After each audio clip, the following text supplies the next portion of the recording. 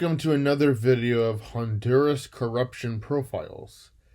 In this video, we'll be talking about former Honduras President Porfirio Lobo Sosa, also known as Pepe, who was President of Honduras from 2010 until 2014.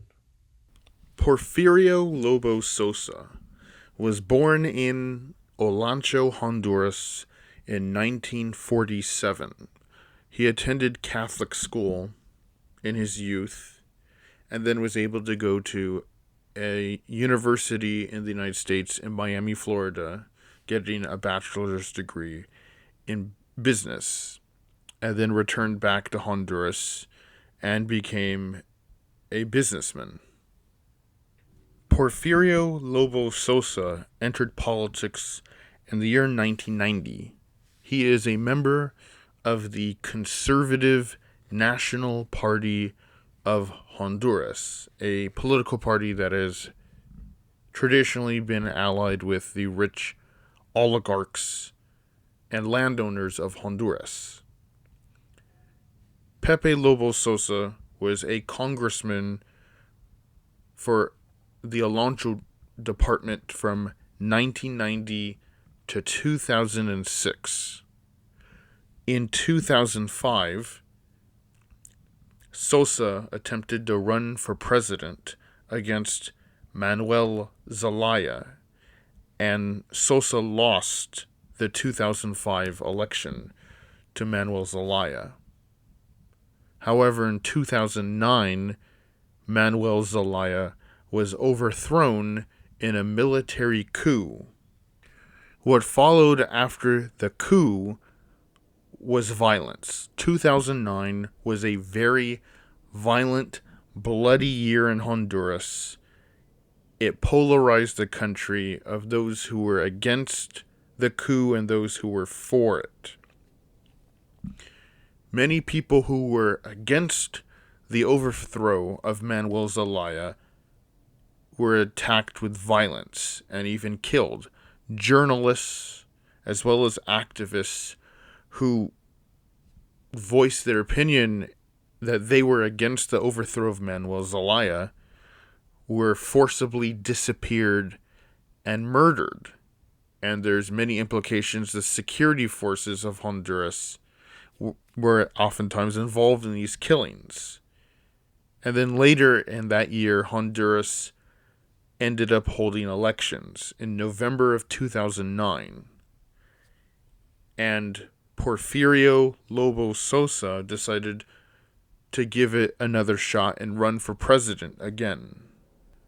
So the elections of 2009 were done in a total culture and cycle of violence, an atmosphere of horrific violence in Honduras, and it was totally out of control, with killings happening left and right.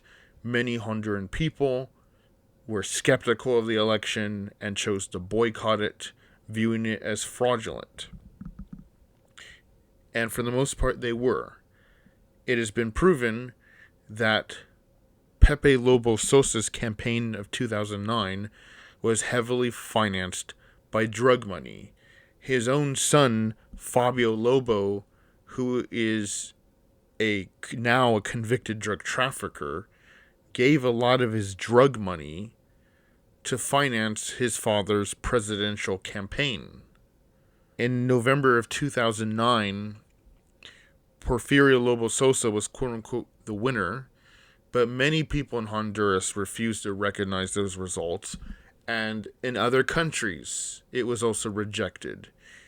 The only country that was quick to embrace Porfirio Lobo Sosa as the next president of Honduras was the United States, the Obama administration. When Porfirio Lobo Sosa took power in January of 2010, the United States quickly resumed giving military and security aid back to Honduras and embracing Porfirio Lobo Sosa. Barack Obama, Joe Biden, and the rest of the Obama administration, while most other countries refused to recognize Porfirio Lobo Sosa. 2010, The situation in Honduras didn't get better. Under Porfirio Lobo Sosa's presidency from 2010 until 2014, Honduras got more and more violent, and by 2011, Honduras was now named as having the highest homicide rates in the world outside of a war zone. More journalists and activists and others were getting killed, and then this resulted in more Hondurans, by the end of Sosa's administration in 2014, fleeing their country to go to Mexico and the U.S. border. Sosa's administration did not fix Honduras. Honduras just got worse and more violent. After Porfirio Lobo Sosa left office in 2014, things began falling apart for him and his family. For starters, his son, Fabio Lobo, ended up being arrested by the DEA in 2015. Fabio, who I've made a video on in the past, continued in his drug trafficking while his father was president. And as I mentioned in another video I made on him, Porfirio Lobo Sosa absolutely benefited from that. So Fabio Lobo, his son, was arrested in Haiti in a drug sting operation by the DEA, and he ended up being brought to the United States and being put on trial. And in 2017, he was convicted and found guilty and was sentenced to 24 years in prison. He even pled guilty.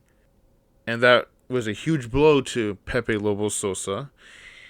And then, in 2018, Pepe Lobo Sosa's wife, Rosa Elena, was arrested in Honduras, and she was convicted for the crime of embezzling lots of public funds while she was in office as the First Lady, and she ended up being sentenced to 58 years in prison. And so it didn't stop there.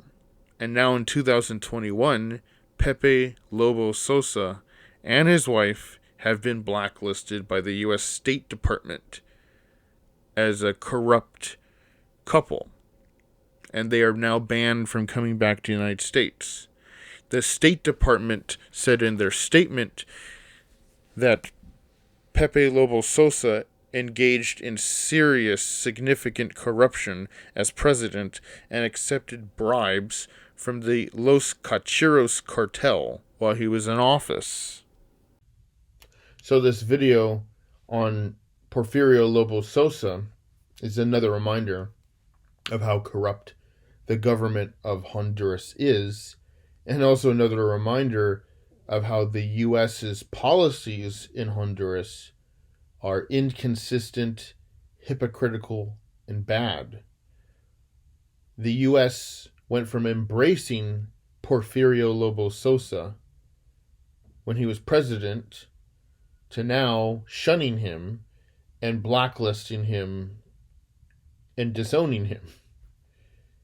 Joe Biden, as vice president, embraced Porfirio Lobo Sosa from 2009 to 2014, along with Barack Obama. And now the Biden administration is shunning and shaming Porfirio Lobo Sosa.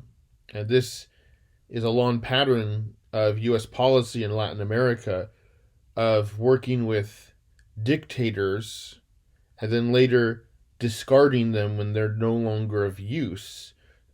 Past examples would include Jean-Claude Duvalier of Haiti, Fulgencio Batista of Cuba, Manuel Noriega of Panama, and Anastasio Somoza of Nicaragua. If the U.S. just continues these patterns instead of dealing with these dictators while they're in office and telling them this is not okay, things will continue just to get worse in Honduras.